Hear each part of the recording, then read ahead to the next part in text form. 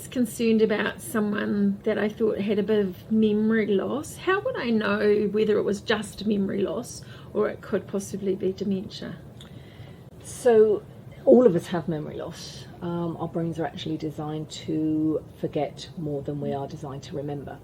And so just having memory loss about something, particular issues. So for me, I have dreadful memory around people's names. I have no idea what anybody's names is.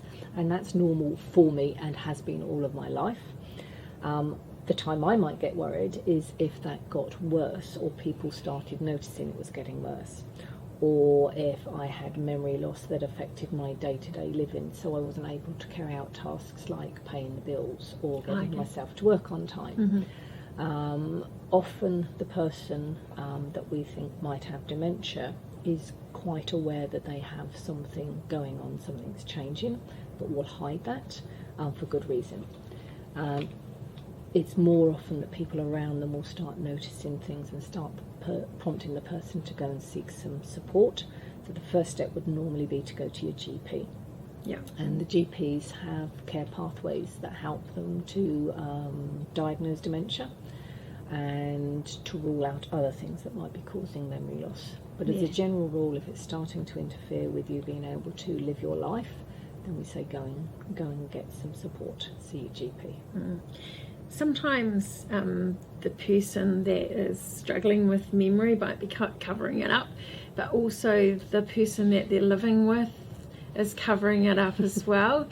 Do you have any sort of tips for us on how we have those conversations with the both of them? They're really hard conversations. And usually if it's the spouse of a couple where one's dementia, the other is not, but is covering up, sometimes that person is covering up actually doesn't realise what they're doing, because dementia comes on usually over years, and it's so slow that the person doesn't realise they're taking on all the tasks, they're answering for the person, they're covering up, and they're doing out of love and duty to that person. Usually it almost takes a crisis point to be able to step in and say, Mum, Dad, I think we need to try and get some support here. And for the person that is doing the covering up, it's really hard to hear that. But often they're actually quite relieved that other people have recognised that they are struggling. But it is a really hard conversation to have. Yeah. Other things that people have reported is that sense of frustration as the carer with someone that is having memory issues or indeed has dementia. What can we do to sort of reduce that frustration thing that's happening? Primarily it's through educating people about how dementia affects the person. It's really easy to forget that somebody has dementia because on the outside they look the same as they did before they had dementia. What is happening with dementia is that the brain is actually being damaged by disease processes, and because we can't see that, it's easy to get frustrated with somebody and you think they're not trying hard enough. Also, confusion genuinely comes and goes and people don't realise that. So if today Mum is able to do something and tomorrow she's not, it's really easy to go, well, you're putting it on, you're not trying hard enough. So it has to be about educating about the process of dementia and how it affects people. And of course, remembering that the person with dementia would almost certainly choose not to have what is happening to them and wouldn't choose to be frustrating other people. They don't have control over the process that's damaging their brain, and therefore they don't have control over how they respond in some situations. From their point of view, what they're doing is logical, it makes sense to them.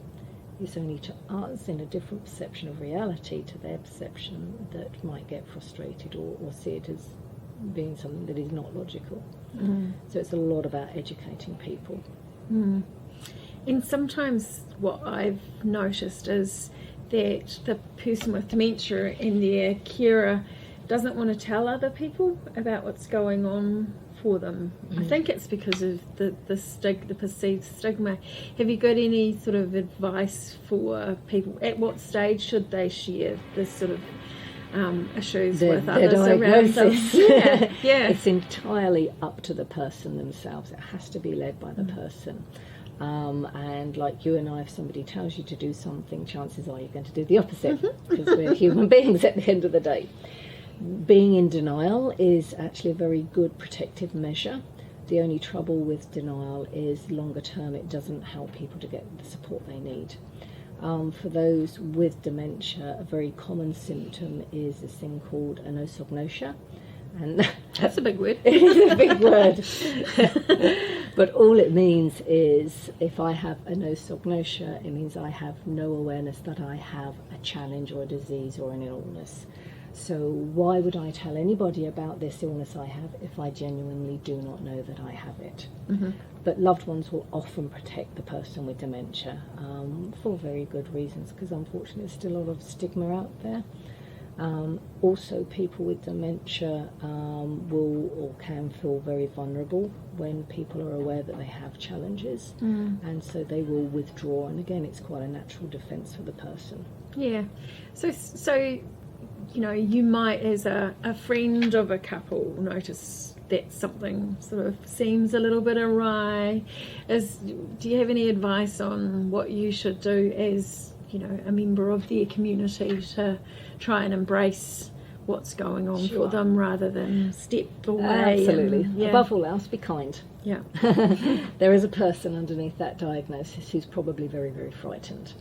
What we do is suggest people do not correct the person with dementia. There's a natural instinct when somebody has given you a wrong piece of information to go, oh no, it's Tuesday, not Wednesday.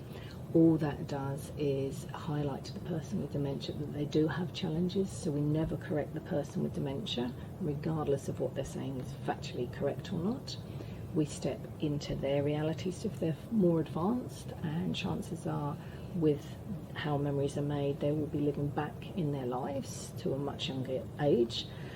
So we actively step into their perception of reality. So I might meet you as an 80-year-old with dementia, and you're talking about when you're 20. So I would never say it's 2022, you're 80, you're not able to do these things anymore, you don't need to go to work. I would take a conscious choice to step into your reality. So I go from 2022 into 19, whatever it is, 30. I interact with you in your perception of reality, and then I step back to my perception of reality. So we don't deny people their reality. And just because somebody else's reality is different to ours doesn't mean to say it's any less valid. Yeah. You know, when we have conversations, like we are at the moment actually, one person tends to ask questions of the other. I've noticed that that's really challenging for someone with dementia, that questioning thing, and it makes them, I think it makes them feel on edge and unable to answer. So what have you got any tips for people around how we have conversations without questions? Well, we do, but we ask different questions. Yeah. So it is natural, particularly if you're suspecting somebody has problems with the memory, to almost test their memory. What is today? Who am I? What's my name? And we do that with good intentions, but you're right, it puts people on edge, and it highlights again their deficits, the things they're trying to hide. So instead, ask their point of view, ask their opinion. What do you think about so-and-so? Or a comment on the weather. The weather's lovely. I wonder what it's like the other side of the world. When I went on holiday there, where's your favourite place in the world? So instead of, again, factual questions, opinions. What's your opinion on? What do you think about so-and-so? So you're involving the person and they can't get their opinion wrong. That's really helpful. The other thing that I think people that have loved ones living with dementia and loved ones supporting people with dementia is that sort of that concern about whether they should be keeping them still at home. Is it not better for them to be in aged residential care? What's your sort of opinion around that? So there's no absolute answer to that. Again, it's when it's right for the person with dementia, and it does depend on what supports the person with dementia has. For somebody who's living alone and is high risk because they're vulnerable, then a very good dementia care unit might be a positive mood for them because they're getting the right supports. For most people living at home with a spouse, then most of those people will want the person to stay at home for as long as possible. So there is no right time. The thing to do is to preempt that at some point the person might go into care. So look at that now, get things in place that you will need in place, like enduring power of attorney, which needs to be set up when the person with dementia has capacity. If you miss that point and they lose capacity, then they can't set up an enduring power of attorney, and then it's a court process through the family court. So it's very lengthy, very stressful, and very expensive. So getting those things in place now is a very good idea. Also, if you're starting to think the time might be coming when the person needs to go into an aged residential care environment, start looking at care facilities now. So you're not looking in a crisis and finding the nearest one or the only one that has empty beds. And usually the advice I give is you go and look in care homes of your choice. You walk in, you get a feel for the place. If it doesn't feel right, you turn around and walk back out again. There is no obligation to do the grand tour. Also, never make an appointment to go and visit a care home. You turn up unannounced, because that's when you see how many staff are actually on duty. There's no preparation done for your visit. If you're looking at a dementia care unit, then you need to be talking to the staff in that unit. How do they manage certain situations? What's their care ethos? Do they allow people to lie in bed and have a snooze and have their breakfast in bed? Or are all the residents made to get up at the same time and be washed and